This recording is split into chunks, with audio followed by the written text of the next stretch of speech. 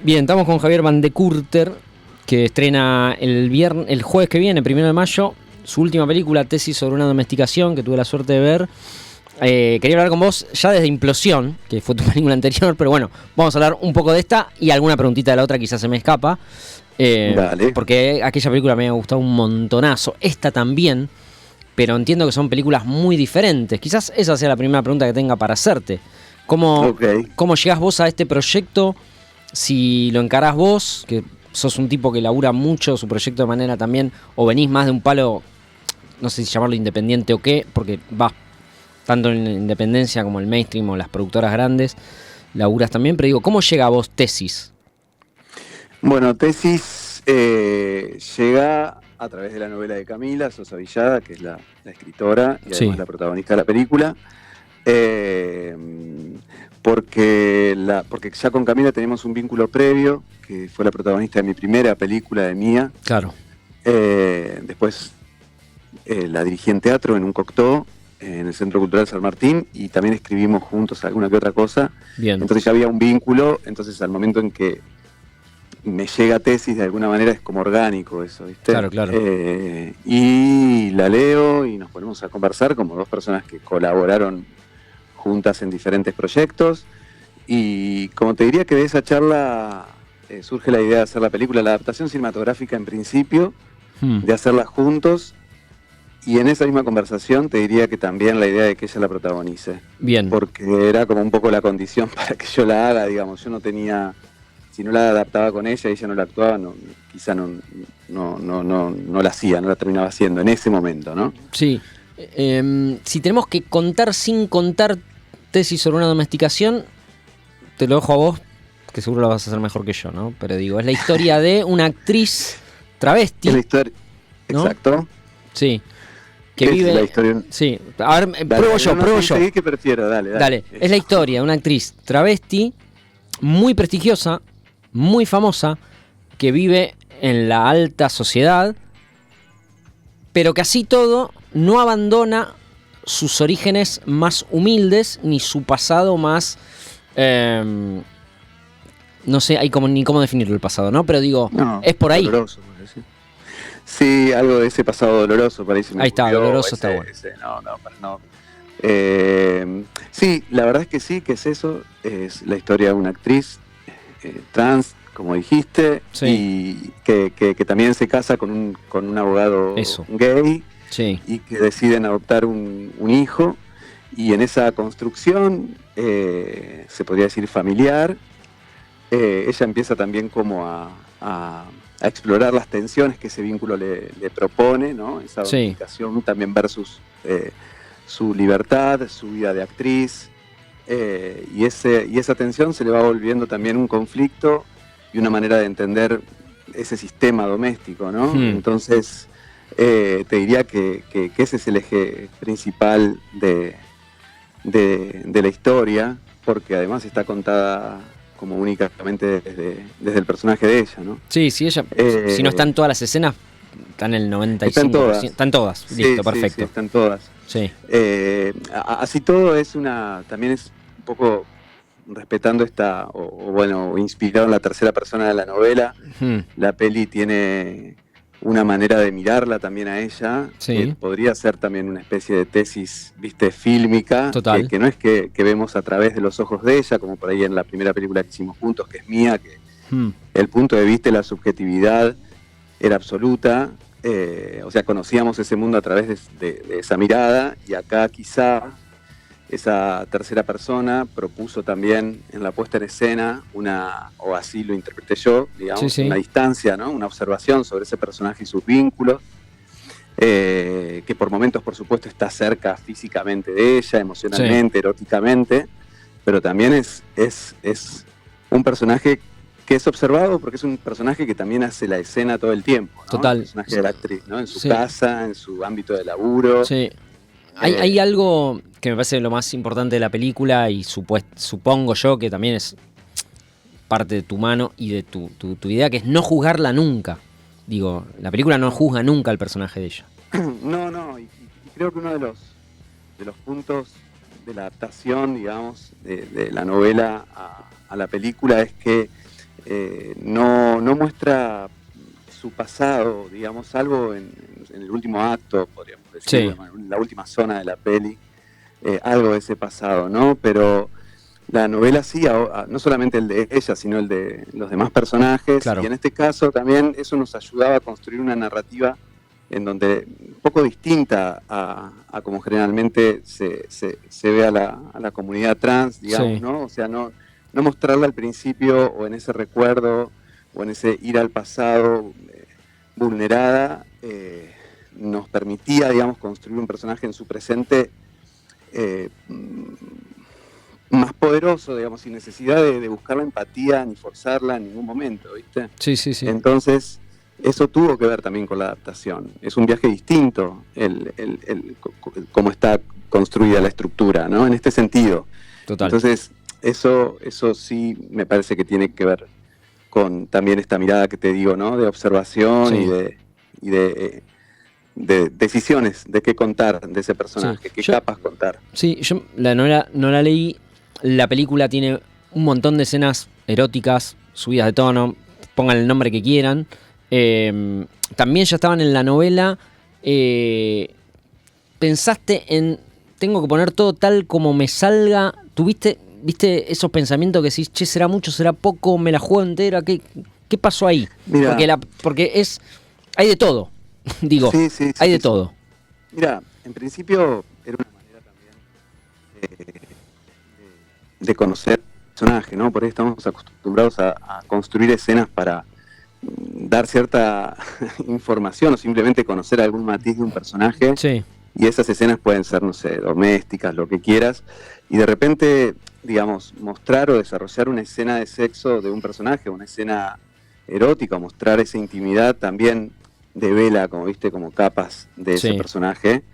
Y además, sí, en ese sentido había algo, y por eso vuelvo a la novela, en eso, porque es personal lo que te voy a decir. O sea, cuando leí la novela, tiene una carga erótica súper potente, y bueno, y como lector también me generó como un estado muy particular que me interesó también que esté esa energía erótica en la película, ¿no? Y esa energía erótica se lograba explorando ese erotismo con los diferentes personajes, ¿no? Entonces,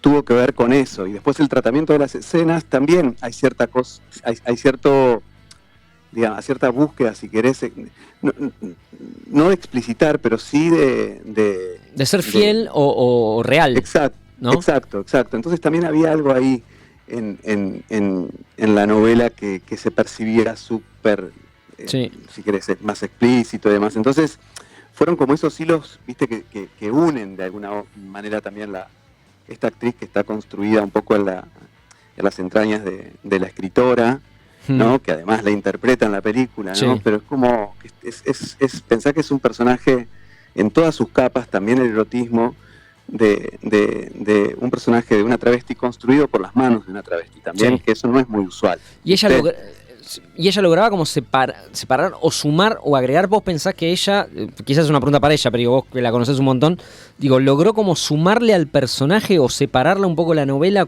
reconstruirlo?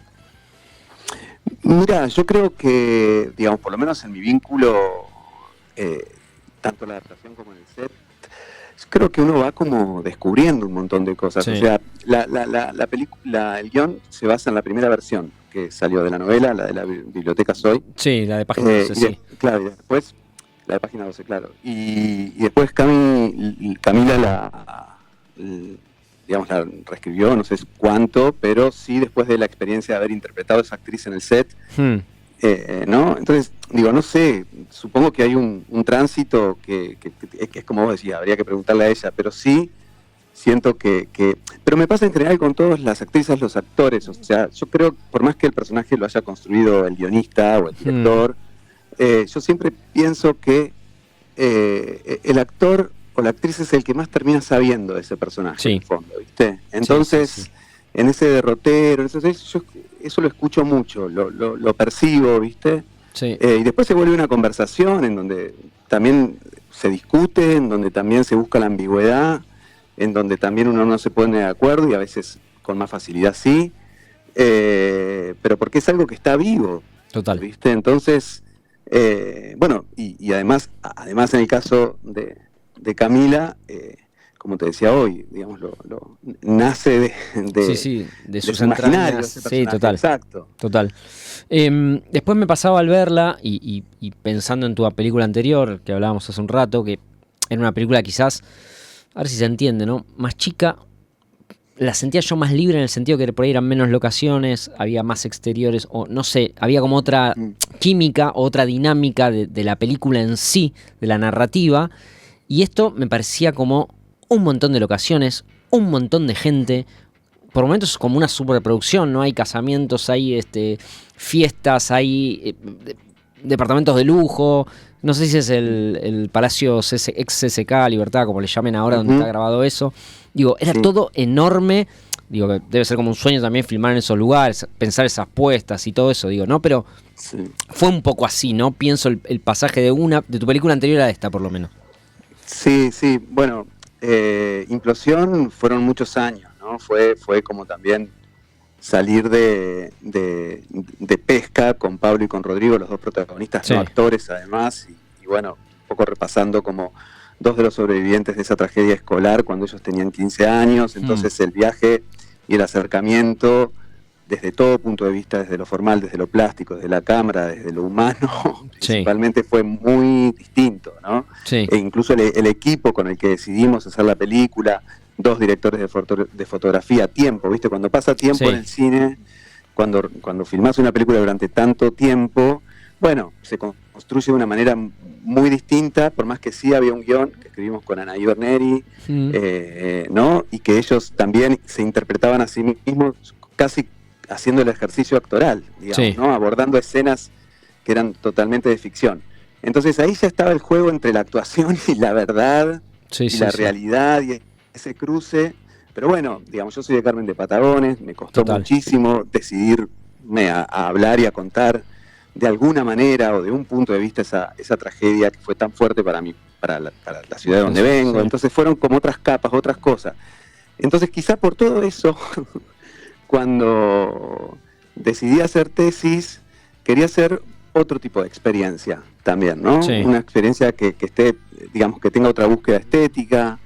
Yo encuentro puntos en común, más incluso sobre todo en Mía, que además la actúa Camila, y tesis, ¿no? Pero digo, a lo que voy es que fue también de mano de lo que queríamos decir con ese personaje, ¿no? Queríamos una travesti poderosa, que viva en un piso altísimo, pero al mismo tiempo encerrada en una especie de pecera de cristal, pero al mismo tiempo... Sí, a mí es lo que más me gusta de la película, te digo, porque vi otras películas en el Bafisi este año. A la única que no pude entrar fue la tuya, porque estaba totalmente agotado, no había manera, no había chance.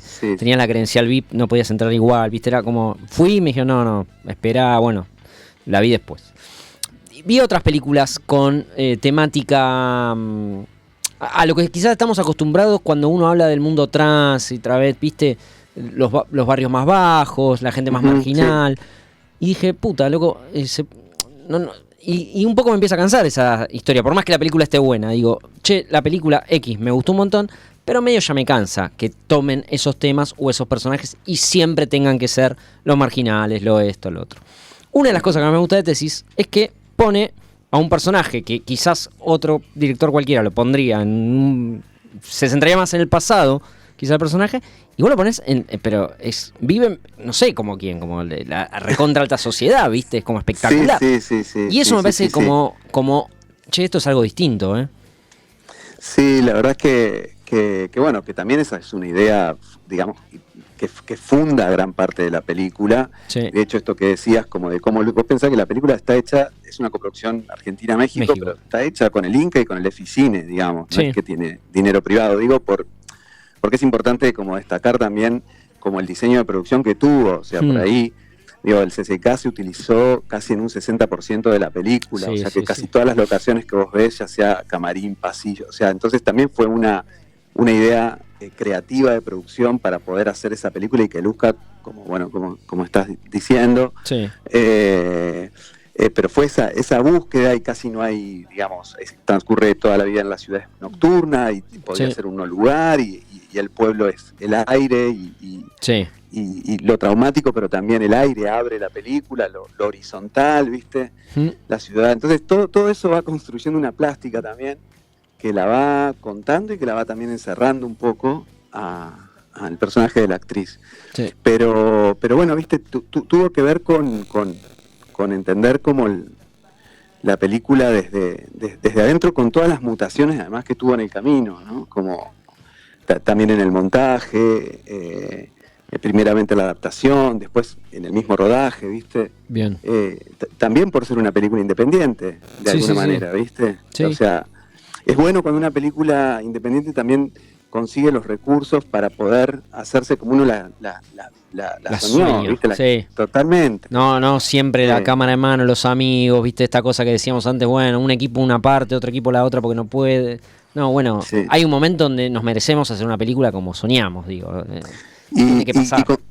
Y con Camila y Laura Uberman, que también adaptó el guión y es productora, y Ramiro, bueno, todo el equipo, dijimos, esta película si no la logramos lucir así, si no logramos que luzca así, quizás sea mejor no hacerla. Digo, con Laura también veníamos, fue la productora de Implosión también, o sea que conocía perfectamente y con todo lo alucinante que fue la experiencia de Implosión, pero digo, creo que un parte de esto que vos decís de una a otra, esa diferencia, que tuvo que ver con esto también.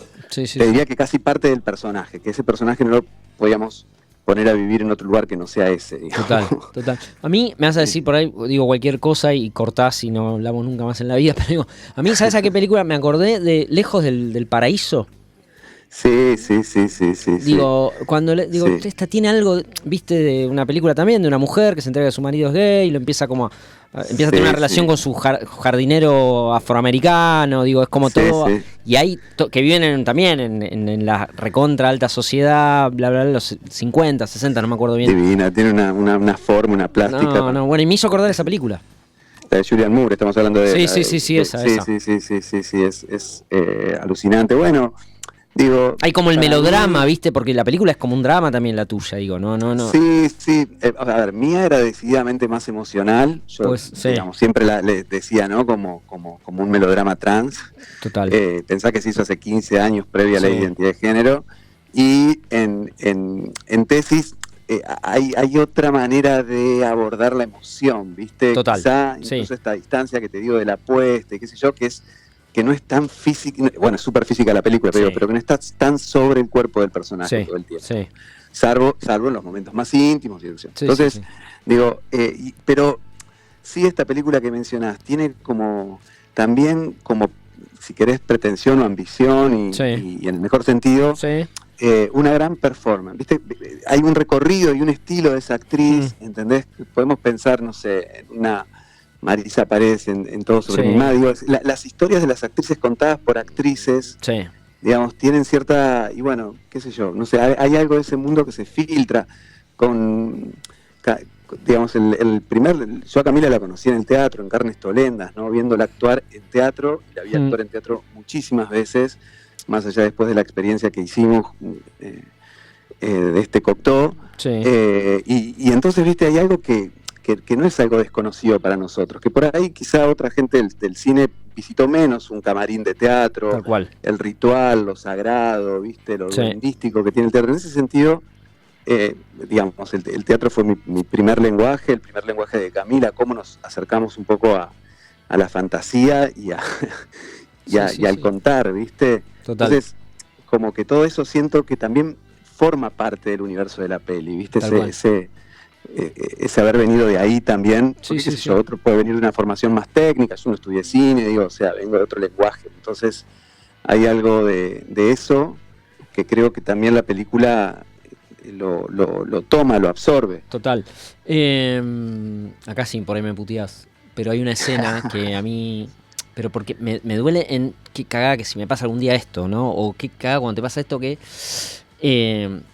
no quiero contar mucho, pero hay un momento donde el marido le está como preparando una cocina y suena una canción espectacular de Tina Turner, ¿no? Y pasa algo Y me hizo acordar, y perdón la comparación, sí. pero me hizo acordar a un novio para mi mujer cuando Suar le está también haciendo un juego a Bertuccelli y ahí Bertuccelli dice, no, flaco, no te quiero más. ¿Viste? Y yo dije, loco, 2 momentos con 2 canciones, ¿viste? El chabón poniendo todo, bailan todo, pero hay algo que está roto y decís... nada, sí. Esa escena me partió, ¿viste? Dije, no, ¿cómo puedo hacer esto? No sí. Bueno, esa es una escena que está así, te diría, como escrita ya también en la novela, mirá, ¿no? Que de hecho suena a Tina Turner y por eso tuvimos que hacer lo posible para adquirir ese tema. Sí.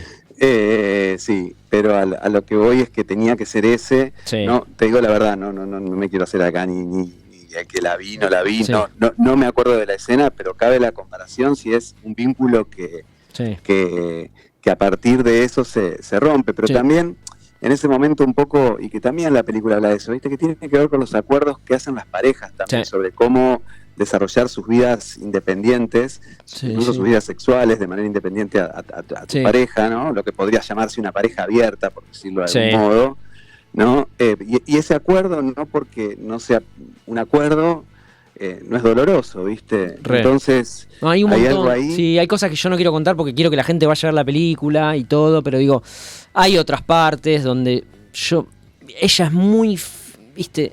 Hay muchos momentos de fidelidad cuando vos ves un montón de cosas que decís, che, pero esto no es fidelidad. Pero y por ahí, no quiero contar, pero digo, hay un momento que decís, pero ella es fiel.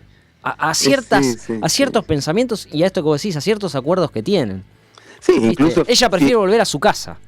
Sí, incluso fiel, digamos, tomando también la fidelidad también un poco como una especie de lealtad a algo que sobrevuela incluso lo sexual. Total. Pero, por ejemplo, el hecho de que en una pareja llegue, digamos, cuando un nuevo integrante, en este caso un hijo, también puede romper ese binomio, ¿viste? Sí. Y también puedes amenazar la pareja y ella incluso es leal hasta en eso, ¿no? Hay algo ahí que ella defiende, o como decís, es fiel a esa entrega también que tiene hacia él y que no va por lo físico solamente, por lo solo sexual. Por lo sexual y qué sé yo y nada más.